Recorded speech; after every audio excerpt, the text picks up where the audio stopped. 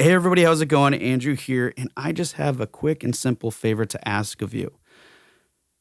And that is, if you're a fan of the show, then share it with someone you know. That's it. If you really find this helpful, or whatever it might be, if you check those boxes, if that's doing it for you, then share it with someone you know. So again, if you're a fan of the show, share it with someone you know. That's it. That's all I got. Let's get to the show. Hey, everybody, and welcome back to another episode of Indie Game Movement, the podcast that talks about the marketing and business of indie games. I'm Andrew Pappas, and I'm going to be your host today, and we're going to be talking about leveling up your game studio's brand. Now, creating a brand is one of those things that we sometimes don't put much stake in, and understandably so. Logos and sleek websites are, nice to have, but they don't necessarily contribute to goals and objectives. Or do they? Well, today we're going to dive deep into that concept and others, discovering how building a strong brand foundation doesn't only provide clarity for your studio, but how it can influence your culture, attract the right audiences and partners, and a whole lot of other things that can level up your studio. So that's what we're going to be talking about right here today on Indie Game Movement.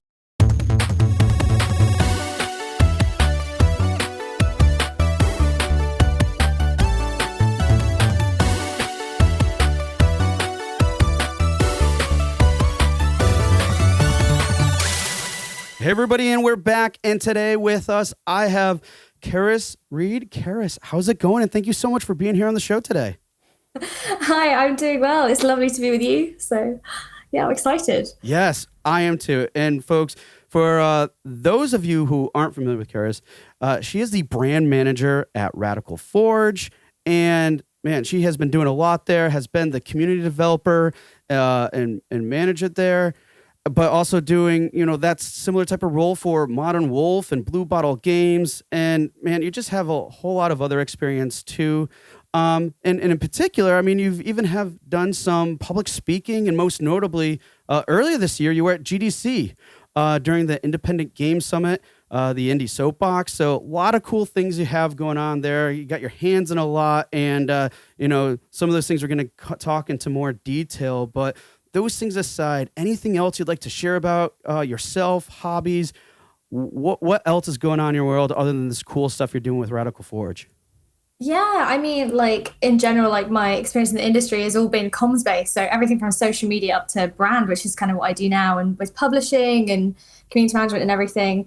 As for me and how I live my life, it's mostly I cook a lot. I read a lot. I usually read about 5 to 8 books at the same time, which is insane. Wow. I can't do that. You can't do that.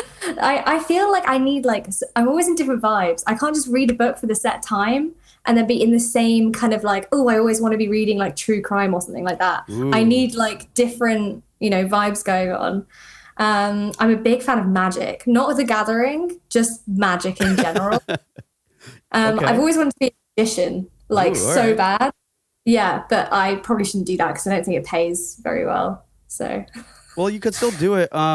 Actually, a good friend of mine who was a guest fairly recently on the show, he in his spare time he learns a lot about magic, and in particular he's done a lot with card tricks, but other types of magic too. And it's just a hobby of his he's picked up, and it's to the point where he thinks he's not good. And I'm like, there's no way that you can consider yourself not good. Anyways, folks, that's Justin, and he was, I don't know, the Halloween episode that we did. At any rate, you love magic too. So I'm just saying you should try magic, card tricks. You could, if you're such an avid avid I think sounds an understatement. If you're such a strong reader, I don't see why you can't do magic. You should do it. I guess the thing is, I think I don't know. I feel like the thing about being a magician, right? I think that it sounds kind of lame, but then if you're in groups of people, you can convince them that it's not lame because you'll do a trick and they're like, oh God, I have no idea how you did that. But here's the problem is if you're on the process of learning with magic, you have lots of interactions where you say, oh, I'm learning magic. And people are like, oh, that's lame. And then also you do the trick and you do it incorrectly and then you look worse, which is bad. I suppose that initial fear, but hey, I'm sure you're all familiar with that concept in general, that at some point we kind of get over it. But I get what you're saying too. Yeah. Yeah. No, good point. But I don't know. Yeah, I think you got some good potential there. So at any rate, thank you for sharing some of that info. Really cool stuff. But before we get into the heart of our conversation here, love to do a little bit of a deeper dive, kind of in a random way, which is putting you through the Q Box round. So, folks, for those of you who aren't familiar, the Q Box round is just a few random questions I got here for Charis today. And Charis, are you ready for the Q Box round? I am so ready. Let's go. Awesome. All right. So, first one here is, what's the most common mistake you see companies make in the industry with their businesses? Okay. So if I'm taking this on a business level, like we're just talking about businesses, about game companies, publishers, everything, I think it's people just lose their culture. They don't protect it enough because you have to go through that phase of becoming more corporate because you need certain systems to make larger companies work. And I think that a lot of people just don't protect it enough and then start bringing stuff into place and they lose that. They lose what made them special in the first place. And I think you have to be almost overprotective to keep that. If I'm talking about it on like a brand point of view, I think that a lot of people in games specifically have like this one view of success, what a successful company looks like, what successful developers look like, what successful founders look like. And I think that it's not a one size fits all. I think a lot of other industries understand that and understand that people can come from different perspectives and that, you can have all of that. Whereas I think companies with branding, they're like, oh, we need to be sleek. We need to be masterful. We need to be one of the big boys. And you don't have to. You don't have to play it by those rules. So great points there. All right, next. What's one habit you have that has contributed to your success? Oh, can it be a bad habit? That sounds interesting. Yeah, let's see. What's this bad habit then? Okay, well, it's not an interesting bad habit, but it is social media addiction, like for sure. So like I was a teenager that was utterly like addicted to my phone and to games. So I would just disappear into the world of both of those things. And that's basically just led me all the way to where I am now. So like all the connections and stuff that I have in games now, the jobs that I've gotten through social media. It's not been through job applications. It's been through people coming across me online. And like that would have happened if I hadn't been so engrossed in my phone all of the time that I wouldn't recognize those things, right? Like that's kind of, it was bad and I don't recommend it. However, I can't deny that it's worked well for me. So cool. Yeah. No, that's a good one because you're right. I mean, it could be a really big rabbit hole and a lot of distractions and stuff, but you've managed to take that and kind of turn it into a superpower in a way, I guess, or something that you can benefit on, but also acknowledge the some of the downsides that it has too, I guess, in a way. But Yeah. that's really cool that you use it in such a way that has really benefited you. So yeah, thanks for sharing that. All right. Last and the staple here on the show, folks, is what game are you playing now? I'm playing a game called Erica, which is, I don't know if you've heard of it. It's by a company, I think called FutureWorks. It could be incorrect. But it's kind of like a mixture of a video game and a film at the same time. And they've kind of created their own technology where when you are doing things and you're interacting in the game, it looks like you are playing with literally reality visuals. So you could be pulling like a bow on a box and it doesn't look like it's 3D. It doesn't look like it's video game art. It looks real. And the game itself is a thriller with like interactive kind of choices and stuff like that. And it's really, really good. I haven't finished it. Is it on Steam? Yeah, it's on Steam. It's also on mobile as well. Okay. Which is really cool. All right. Could you classify as like maybe like what kind of genre? I'm just really curious. Like visual narrative or? Yeah, like 100%. Yeah, yeah. All right. That sounds very interesting. So anyways, thank you for sharing that. That sounds really cool. And I recommend it. Yeah, I think I will. So sweet. Well, thank you. I almost called you Erica, Charis. Thank you so much, Charis, for providing all that. But now let's get into the conversation, why we're here today, folks, which is leveling up your game studio's brand. And clearly we're talking to an awesome person about that exact topic. So that said, I want to kick things off with this because I know this is probably on people's minds. What would you say is exactly like, what does it mean to have a solid brand? And why is it so important? Okay, so this is an interesting one, right? To me, I guess, maybe not to other people, because some people just don't, they don't really connect with branding. Mm-hmm. And I think especially, being very online now, and especially kind of the generation stuff we're in where we've grown up with traditional marketing and then moved to digital marketing, I think a lot of people are kind of sick of hearing about it and feel like they know a lot about it. Yeah. And I think because of that, sometimes you just have to strip away the rubbish and then just get right to like what its purpose actually is. So like, and sorry, maybe getting educational here on this, I don't know. Let's do it.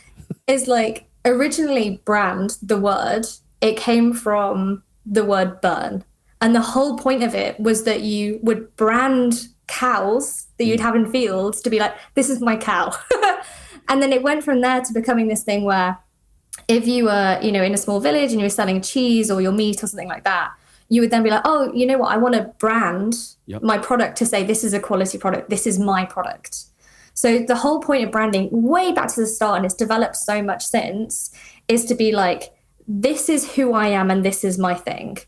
And I think that, it's developed in so many ways since then. Like, this is like even before like PR and stuff was invented. That's pretty recent. That's the 1970s. Wow. Yeah. So like, I think a lot of people get lost in the source of just like digital marketing and TikToks and social media and all of that stuff, when really you just need to go back to the point of it, which is that it's the way that you introduce your game company or your publisher to the world. And it's, so people can look at that and they know your values, they know who you are, they know what this thing is. And I think a lot of people skip all of those steps and they just look at, what do I need to do on social media to stand out? What looks shiny? What do the visuals look like? And you just need to like strip all of that away and go back to the beginning. Does that make sense? Yeah. So that's what it is. That's what it's supposed to be. I love that explanation. And honestly, I never knew that. Makes complete sense. But in essence, what you just described in that process and what it seems like, and I would agree that a lot of people sometimes miss this, is it's going back to the basics and what is that form of representation. What is, you're putting yourself out there, you're putting your studio, whatever, and what does that really mean? What does that say about you? And you're right. I mean, let's face it. There's so many distractions and it's convoluted digital world out there, and we can get caught up in so many things. So that component of it is really cool. And what I want to talk about now, because you kind of started giving us a very high level view of like what's that process in terms of with building the brand. And again, I love the fact that you provided that history. So, but from what you just outlined, like, what are some ways that people can go about building their brand and have a good understanding of that? So specifically, what would you say are some key factors that need to be established first before a studio or let's say even a publisher dives into building their brand? Yeah, so this is an interesting one because it depends on, where you're at and your resources and finances and, what your aims are. But that is kind of the point of this, right? Mm-hmm. So like how deep you go into the amount of brand work you do depends on what your goals are for your studio, right? And you can't really do anything that's really going to be a strong brand unless you know exactly where you're headed to. Because like if you start doing anything visual, everything visual should be right at the end. All the stuff that comes before that is, where are you going? Like, do you want to be a AAA company? Do you want to stay really small? Do you want to be doing great things for the environment? Are you about like not doing crunch in your studio? Like, what are your values? And I know a lot of people say that stuff online and it always sounds so like cheesy and stuff like that. But you do have them, even if you don't think that you have them. You have reasons for doing what you're doing, and you probably have an idea of where you want to go.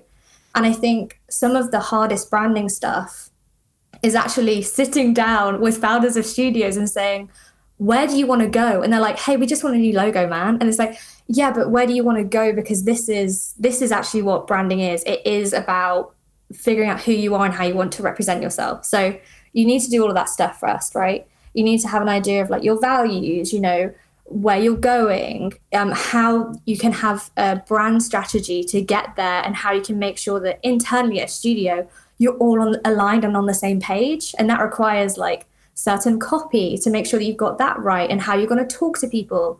And like you can have a brand like visually, like a visual assets that look incredible. But the problem is, if people are interfacing with your assets and like, oh yeah, that looks great, but they're interfacing with the people that work for you and it doesn't work, it doesn't click, it's failure. There's no point, because like your brand and your reputation comes down to how people are interacting with it. And most of the time they're going to interact with the people. Like they might like your logo, but if they don't like your people, if they don't understand your values from them, they're not going to click with it. So you have to do all that stuff. And then from there, start working on, okay, and now how are we going to represent ourselves visually? How are we going to say all these things and communicate these things from there? And I think that with like a lot of marketing and branding, I think a lot of people are very, like I said before, are very sick of hearing about it. And I think it's because they see the social media side of marketing stuff. Yeah. I don't think they think about the strategy and the kind of more biz dev minded side of stuff, if that makes sense. Yeah, no, it's really interesting. And I mean, I think sometimes too, in how you were describing this, that people may say like it might sound like fluff or a little bit of like nebulous and stuff, because it's, in a way, it can be very difficult sometimes, I think, to comprehend or fully understand how something as simple as a logo actually starts connecting with what you're saying, how you're represented, and everything else. Like taking that visual aspect and then connect and aligning it with everything else that you do. I mean, that can be sometimes a challenge to see how those things interconnect with each other and carry everything else in terms of like what like carry over the values that you talked about. Like, how is this shown visually? That doesn't make sense, like, but it is a process and everything. But no, you make a lot of interesting points there in terms of like, what are those key things that really need to be established first? And like you said, goals, defining values, and really understanding what those things are, because without them, like you called out, you're not going to have the direction that you probably need to hit those goals, to succeed, whatever it is that you're defining as, being a form of success. Yeah, because like, as humans, we can't even help it. We have like, these things on our heads where we're interacting with anything and we're making judgments. Sometimes we don't even know the judgments that we're making because they're just so in the back of our mind, right? And like that is the same for brand stuff. Like you can have some visual stuff that is tweaked in a certain way. Just tweaking it that way is going to be more interesting to someone else ever so slightly. And then that slowly is going to back into your strategy and who you're trying to attract, like whether that's the right people that you want to work with, to work for you, or whether it's, the right publisher and stuff like that. And it's just, I think maybe because the visual stuff is more artistic, it's more shiny to look at, people get quite distracted by that. And they just kind of want to go for those things and don't really realize that, they do have a lot of impact, and they do have a lot of impact in people's minds, and you should make the most out of that you can. Yeah, absolutely. There's one thing you just brought up that I would love to explore a little bit more, because you're talking about like, a little bit with like branding strategy and how that can relate to everything from like biz dev and stuff. Like the people you work with and all these other factors too. So with that in mind, what would you say are some like maybe innovative branding strategies that studios can use to kind of like enhance their visibility and better engage either with their audiences or with their potential partners? Yeah, so I think one thing that's interesting, and one thing that I started to kind of think about is kind of treating companies as influencers almost, right? Okay. Because I think that, we've kind of reached this point, like I said, like the way that branding has developed frequently. We went from kind of, and I will get there, I promise you, I just got to get this like quick bit of history. But we went from, having this thing of like, being the print on cheese to be like, this is my cheese and this is who I am and you should get the cheese from me, etc. through to, having this explosion of the internet and TV and traditional marketing to then digital marketing. And then through to like this kind of next stage, which is kind of like influencers and people having their own brands and stuff, right? And I think that we're at that point now where the generations that are coming up, they are growing up with creators and with people having brands. And I think that My kind of theory on it is I think that people look at companies now, and if you're going about the way that companies used to brand, is not as interesting as the way that influencers brand. So you'll often see, influencers brands do like way more because there's that person to kind of connect with. And you also Yeah. see the opposite way. Brands online, when they're talking on social media, they're trying to act like people, even though they don't have a face necessarily. And I think there's just this thing that is a bit innovative is if you can move towards looking at a company and being like, what is our personality? And not in, the way that we write copy necessarily, but just in general. And there's loads of different like personalities and styles that you can look at. And what's really interesting in games, and I don't know, like maybe I'm talking too much about this, but there's kind of like you can find these circles online and they will go into a ton of different types of personalities and stuff like that brands and stuff can have. And the one thing in the game space is that we have a lot of companies that are very macho and are very like the AAA big boys. You know what I mean? Yep. And like their whole kind of like personality is about mastery. We're incredible at what we do. We do insane experiences, like all of that stuff. And that's incredible. It worked for us very well. But no one is really, there's a lot of people not looking at the other personalities that are very attractive to people. And I think if you can ingrain that into your branding, you would be doing something innovative that will, be interesting in the modern space now. The modern space. The modern space. I like it. Hacky. No, I mean, you bring up a lot of really interesting things there in terms of like where branding. It's funny. It's almost like making a full circle in a way, right? 'Cause you talked about how the whole initial concept of branding was this is what I represent. I bring a high quality value cheese product to the market, right? But now we're in this digital age. I sound, I don't know, old saying that, I think. Anyways, but with online presences and everything, and how now again, brands are now being attached to people, not just simply entities or companies. And and I think too, as you called out,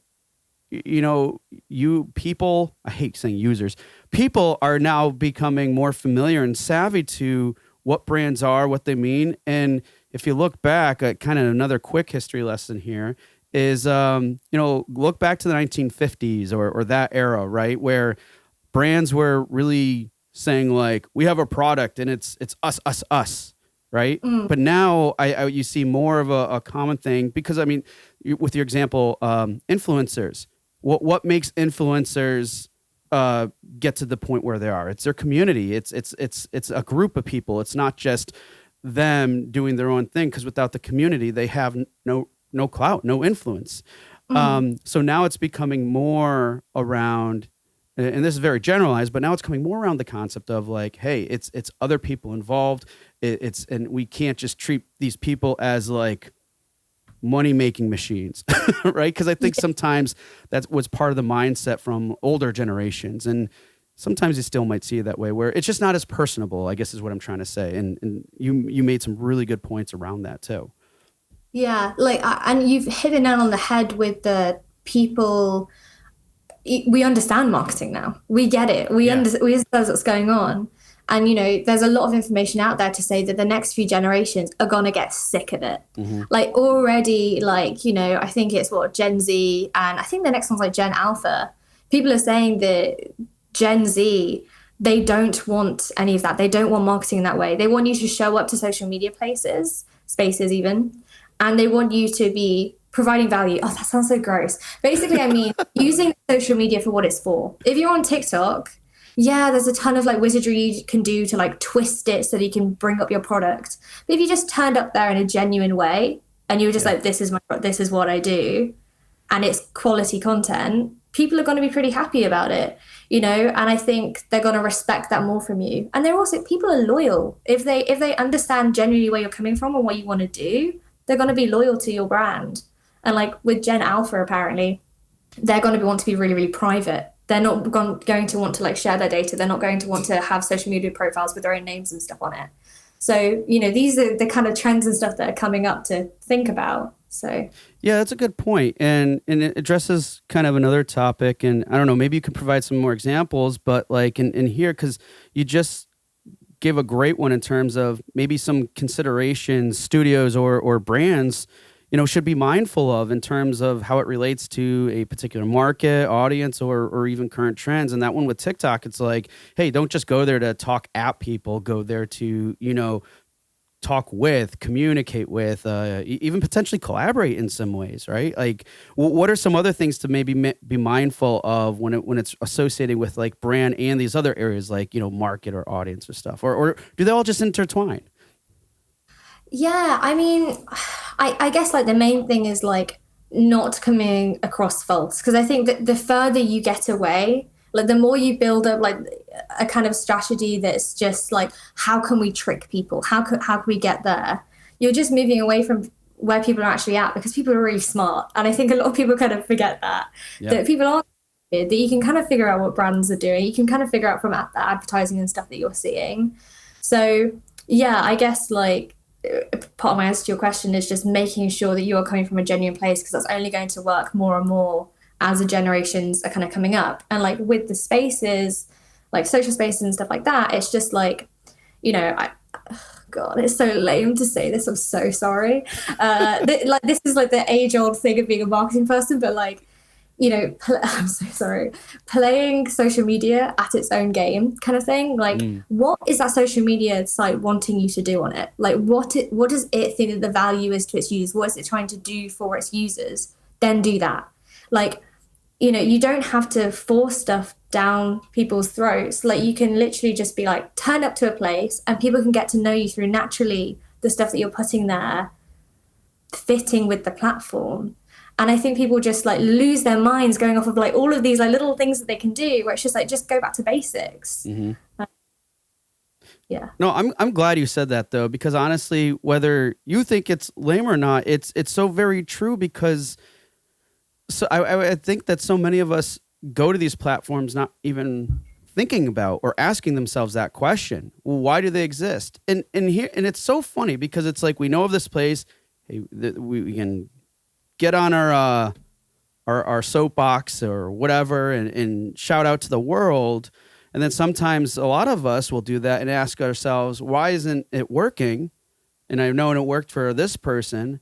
But then when you're simply looking at it from the perspective of what you just said, calling out to why is this platform exist? Why is it as big as it is?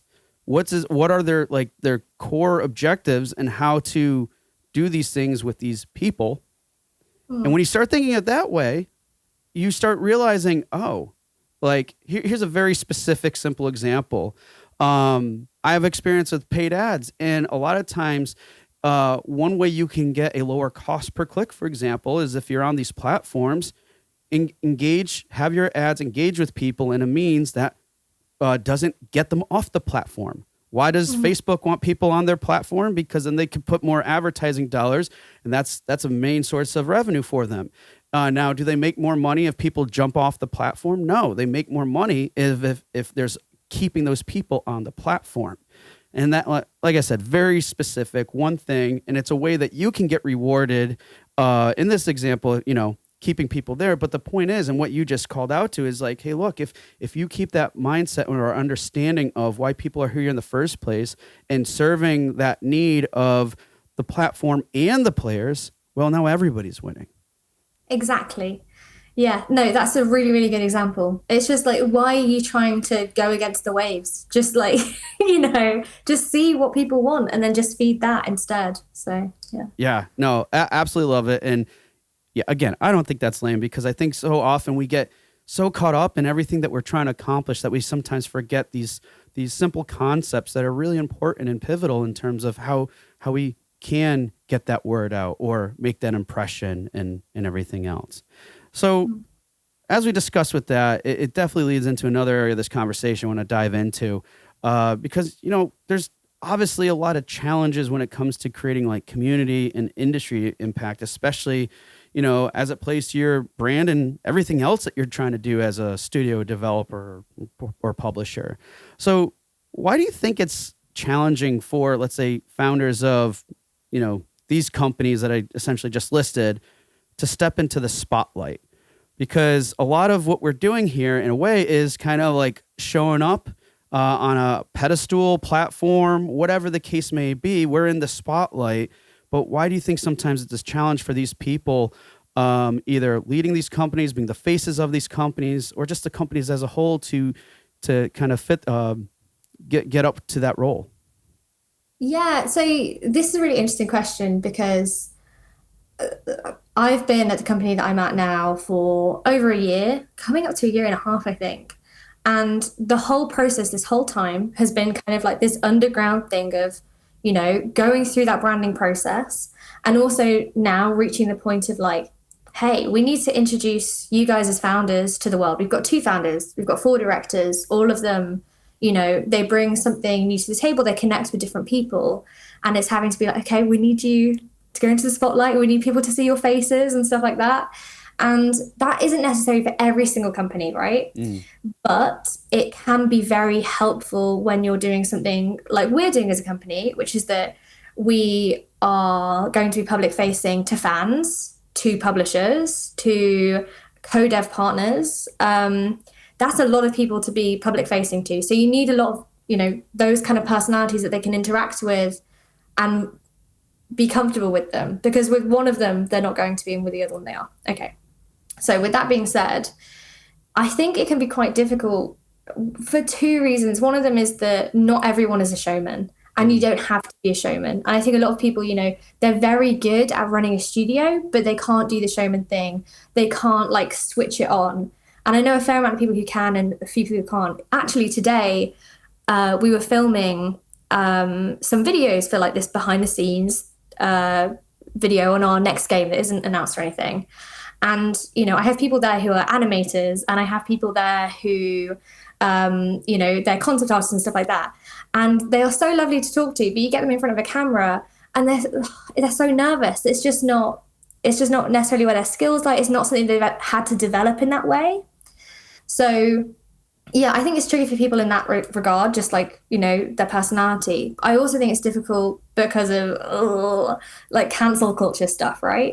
Like, I think my personal opinion is that in general, at the moment, the way that our society is that we're still kind of immature about the cancel culture stuff. It's necessary in some ways, but I do think that there is this problem that people haven't quite completely developed to the point of, someone can say something bad. That doesn't mean that they're an entirely bad person. And I'm not saying that they shouldn't be criticized for that one bad thing that they say or that one slip up that they made. But I don't think that we've reached the point overall where we've agreed upon like, well, what is forgiveness towards something? How long does it take? What does that look like? Do we forgive, or do we just constantly continue to cancel them for the rest of their careers? And it's very difficult. I think a lot of people it's very easy to get cancelled, I think. And I don't mean by talking about things that are political. I think just in the games industry, like someone can say one off thing. Like I saw something earlier this week where someone had tweeted about somebody else and said that they were recommending university almost as if it was a must for game developers. And that just blew up into a whole thing. And it's not even a spicy topic. It's not even a topic we haven't spoken about before. And I think it's hard to step into the spotlight and know that could happen to you, and you don't know what it's necessarily going to be. You have a lot of support systems and stuff in place to be able to do something like that. Yeah, I think you're absolutely right. And that would probably be like, I would say the biggest challenge. And quite honestly, it's not one that I typically think about in terms of, problems people may face in these situations too. But that is really the reality we face in. And I think it's somewhat, it's almost like a comment. Like the thing that popped in my mind as you were saying this was the whole, like, we've all seen our Karen posts, right? Right? Like, oh, look at this Karen doing this and going crazy at that.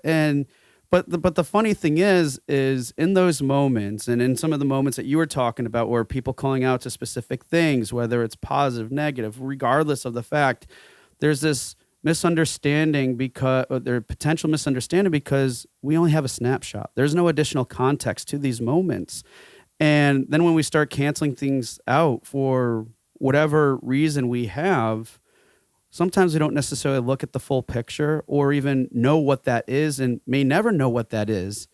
But it's just really interesting to where are we to make that call without that proper context. And, I think it's just it's a bigger problem probably in general, and just one that exists because of, we're going to a little bit of rabbit hole here, but, it's a general problem that exists because of the way that, online culture is, let's say, right?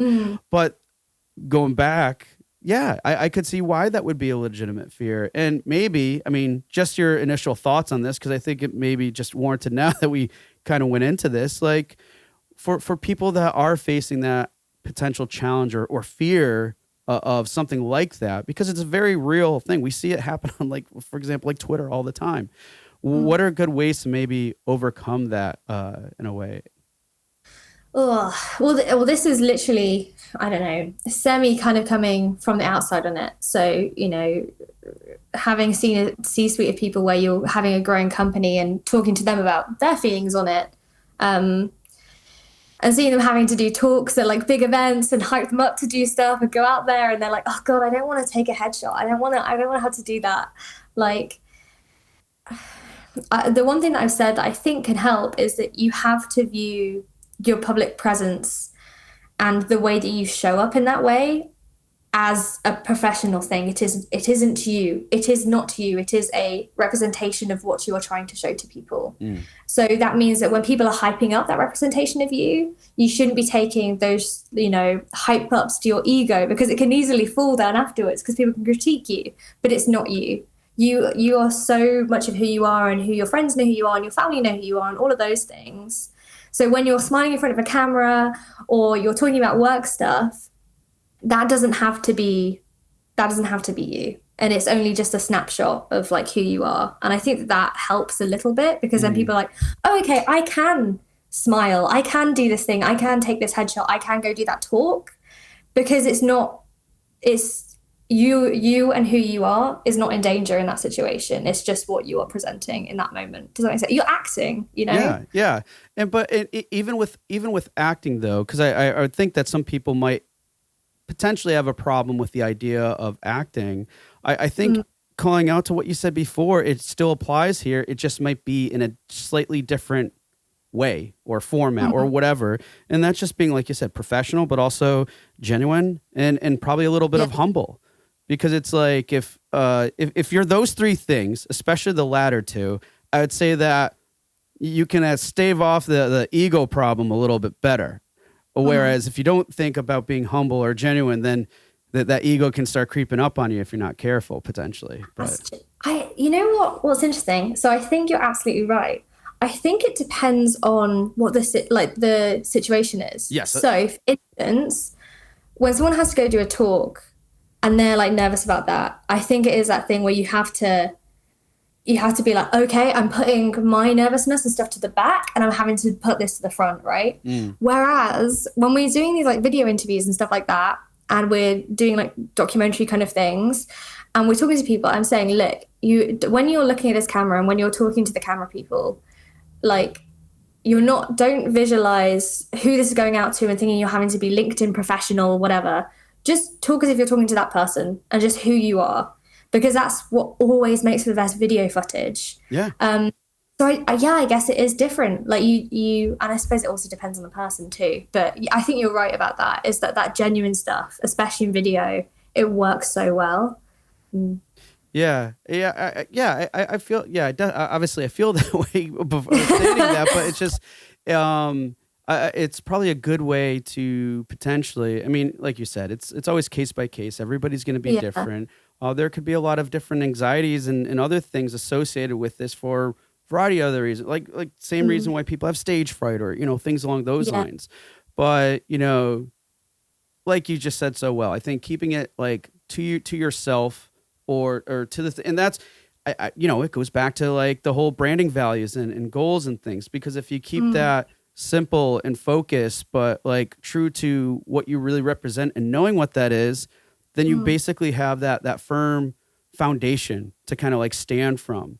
So whether it's attached to an entity or a company or just you, if you know what those things are, you can probably position yourself a lot better. And that can go a long way when you're facing these types of challenges to kind of better ground yourself. And hey, let's face it, people, there are going to be moments where we put ourselves out there and there's always that initial fear, whether it's your game, whether it's you or whatever.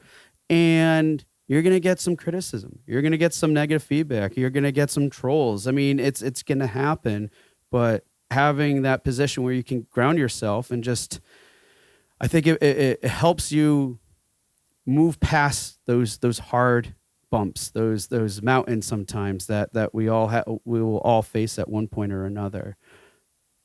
Yeah, no, that is so right. It is that thing of like, if you're gonna, you might have some of those hits that happen, but if you're heading in a direction, you're focused on something else. You're not focused on like what's going on here because you're all the way over there. I love that. I think that's really cool. Yeah. Because I feel like we so often in these situations when it comes to representation, we do a lot of like, self-sabotaging, if you will. Like we play the what if game, right? Oh, what if people hate, what if this will happen? And it's, I don't know, it can, but most of the time I think we're our own worst enemies. That's so true. Yeah.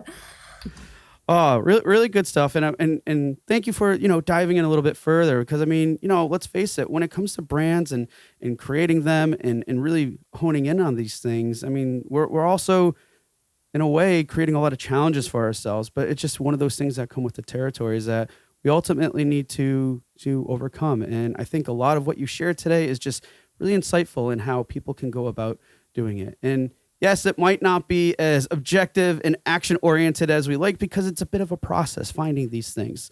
But I think to help nail those things down a little bit more and based on what we talked about, what would you say are some, let's say, either suggestions, tips, or advice you'd provide people that are really looking to get that solid foundation in building their brand and then, moving forward with it?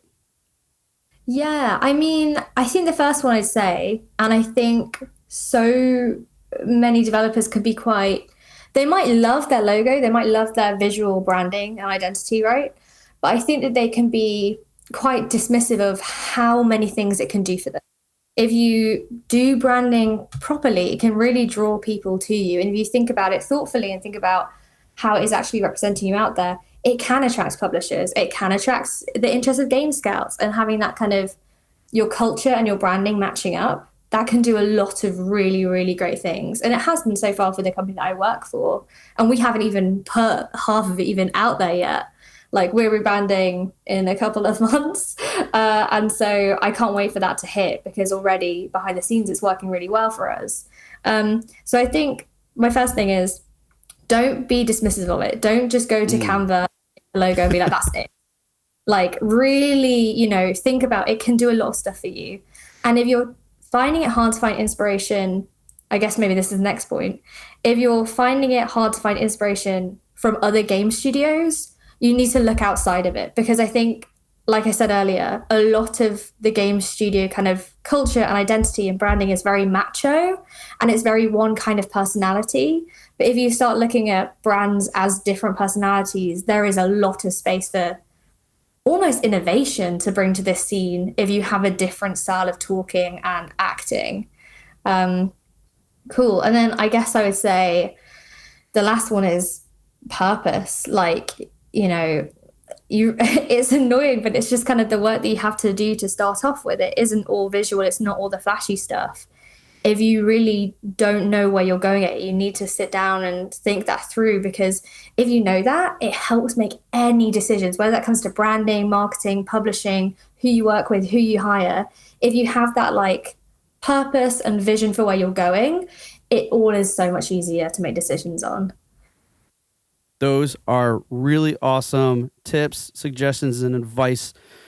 Can't thank you enough for that because, again, I think everything that we talked about, it really gets boiled into, I would say, a lot of those three things. And then you have additional context, too, from our discussion as well. But, yeah, those points are solid. So thank you so much.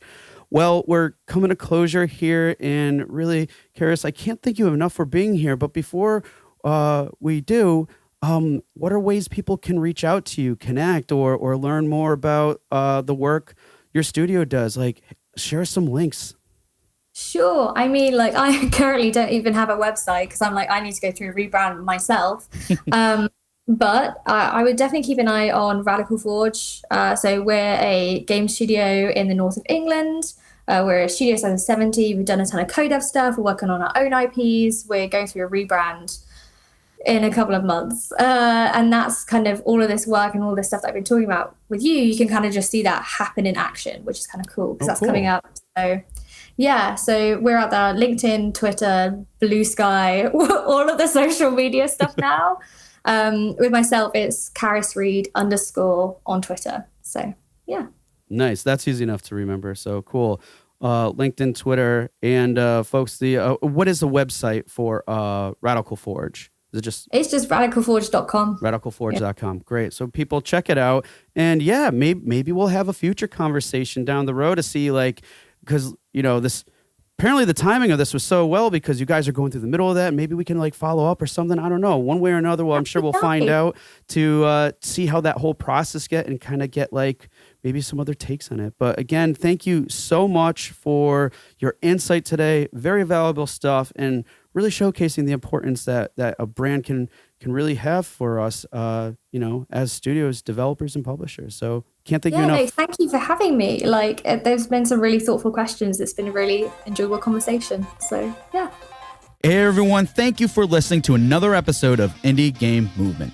I'm Andrew Pappas, your host, and the show's producer is Mustafa Price. Show notes for this episode can be found by visiting rengenmarketing.com, the number episode of the show. Rengen Marketing is a consulting marketing company that helps indie devs with their marketing efforts. Whether you need guidance with your game's marketing strategy or could use a free marketing plan template, then please visit www.rengenmarketing.com and take action. A special thanks to Dakota Saw for Season 2's opening theme and Melissa Gellis for the new logo design. And as always, thanks for being such great listeners, and we'll see you next time on Indie Game Movement.